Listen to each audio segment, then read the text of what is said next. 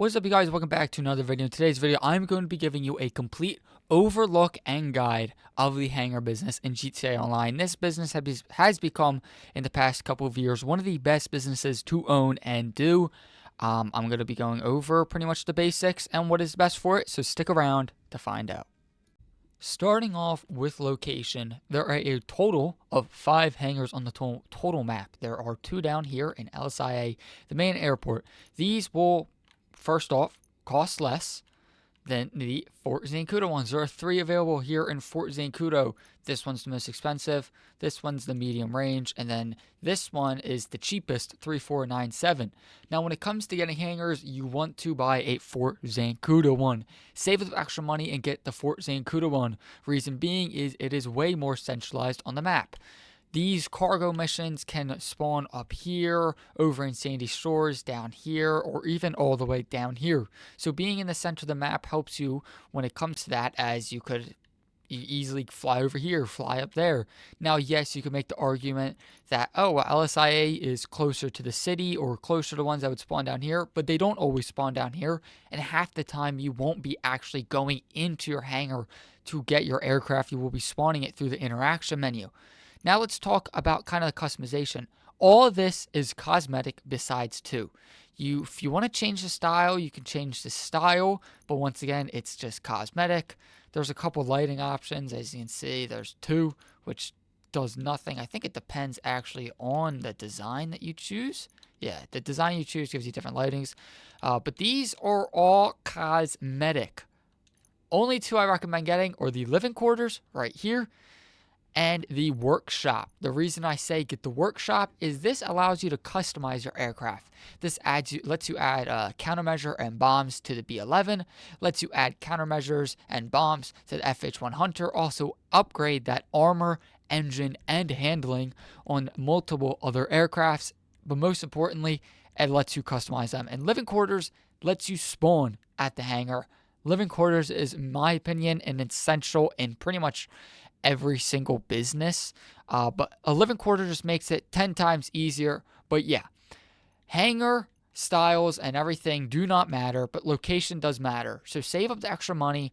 Don't buy one in LSIA and get some cosmetics. Save that money and get a Fort Zancudo one. I recommend the 3497 as it is the cheapest one, and it is still in Fort Zancudo. Fort Zancudo hangars also let you go into the military base without getting a wanted level, let you fly over the military base without getting a wanted level. Only way you get a wanted level is if you start like shooting and blowing stuff up in there, and if you take a jet. Let's first talk about sourcing the cargo. There are 2 ways to go about it. You can walk up to his rooster. He is in your hangar over by the storage area, and you can pay 25 grand for him to go out and source only 1 crate. So this isn't like other businesses like the bunker where you can pay 75k and get a full load. He only goes and gets 1 for 25k, and it's completely random. That is not worth it. Instead, go up to your computer where you'll see this list. It'll have all the different type of things you can source. I recommend going counterfeit goods and medical supplies, or maybe even counterfeit goods and tobacco and alcohol, but you always want to be doing 2 at a time. You always want to be sourcing 2 at a time. That way, when you're doing it solo, you can flip-flop because there is a cooldown. There is a 1-minute cooldown if you're doing it with more than 1 person, and a 2-minute cooldown for counterfeit goods and tobacco. I'll talk about that later on in the video when I talk about the prices. Next up, let's talk about how to source them. There's 2 ways to source it. There's land and air. Always go with land. Always land. And there's 4 types of missions. Here they are, in order, in my opinion, from easiest to hardest. Not hardest, they're not. None of them are hard. It's just in the time span. Right here is the first one. This one, you go, you fly in, and there is a trailer. It says you have to hook up a truck and drive it back to the hangar, but all you have to do is kill the people and locate the trailer, which is pretty easy. It's always a red shipping container. Blow it up. The cargo drops. You pick it up and you fly straight back to your hangar. That is number 1. Number 2 is the generator. This one's also very easy, if not, I think, easier. This one, you fly over, you find a generator, shoot the generator, or door opens or a garage opens. You pick up the cargo, you get back in your helicopter or plane, and you fly on back. The third one, though, is Sandy Shores. You go to Sandy Shores, and there's 3 spawn locations for this one. But this one, you fly in, and you shoot a bunch of people. Kill them, and you got to find it. But be careful. There's a very high chance of dying on this mission. If you die, it doesn't really matter. Obviously, you just respawn, kill them, get whatever. But you kill them, which they have crazy aim. Kill them. You don't have to kill them all. Locate the cargo, pick up the cargo, and fly on back. And the fourth one, which I think is one of the most annoying, is you fly all the way either to the furthest top, or the furthest bottom of the map. You have to kill these people, go to the barge, locate the release switch. It's always in the same location every time. It'll drop the cargo, but then you have to get into the slow Avista. You have to go in that. You pick up the cargo. Once you pick up the cargo, then you have to take it to the shore to drive the slow mule all the way back to the hangar. And after that, you have your cargo. Now let's talk about the money aspect. Now, when it comes to sourcing crates, if you're solo, you'll only get 1. If you're in pairs of 2s, you'll get 2. If you're in pairs of 3, you'll get 3. So on 4, you get 4. But when it comes to money, it's a little interesting, as these are grouped into 3 types of groups.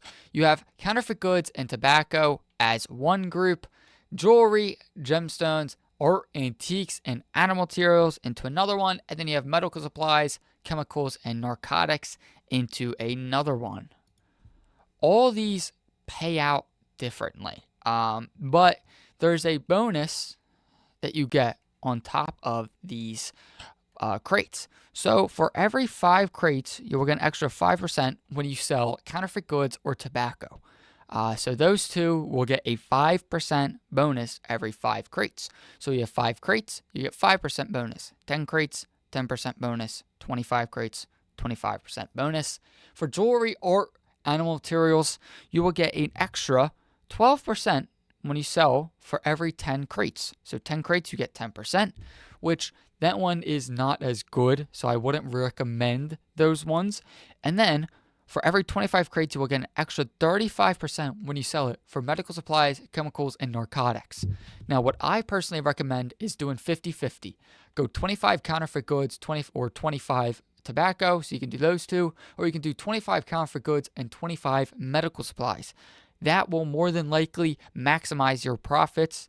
But this business is super, super simple. I'll throw up a little kind of screen here. So this chart on screen is now showing the bonus to kind of crate resemble it. So 50 crates will get you a 70% bonus for narcotics, which that's big. But you can take a look at this, pause the video and take a look. But this next chart I'll show you is the money payout. Now, one of the reasons why I personally think this business is one of the best is Ron only takes a 2.5% cut. So compared to any other person, he only takes a 2.5% cut, which is nothing. But as you can see, if you have 50 crates of narcotics or 50 crates of medical and chemicals, you would be bringing in a total of 2.5 mil. And that is if you don't sell in a public lobby. If you sell in a public lobby, you get the bonus of a public lobby sale on top of that, which makes this, you can make 3 mil plus on this business. And what makes this business so easy is that they now let you sell on land. So on top of being able to source inland, you can also sell on land. And when you sell on land, you will always get 1 vehicle. It will always give you 1 vehicle, whether it's it depends on your crates. If you have, I think if you have 50, 25 plus, if you have a lot, it will give you a truck and a trailer. Here, I only had, I think, 11 or 10, so it gave me an Issy, and I think you have anything less, it gives you some buggy. So that's what makes this business so good, is now you can do it solo and make 2.5 mil. The bunker, you can max that out and still have to have 4 sell vehicles, which completely ruins the business because it makes you have to have at least 3 people if you want to sell every single thing. Now, what's also awesome about this business is that they added the land feature. You can source and sell on land. So the whole air is out of it. And they buffed the prices. So now you can sell 50 crates for 2.5 mil. Well, yes, it will take you an average of probably about 10 minutes per crate, which when you take into money account, if you're in a public lobby and plan on selling in a public lobby, that is a lot of money in a 30-minute time span. Obviously, there's the cooldowns you have to wait, but if you're flip-flopping crates, you get one crate, get another, get another. And they're such simple missions, which it makes owning Hangar so well in 2025. You make so much money off of them, and you can store your aircrafts in them. I mean, the Hangar has now become one of the best.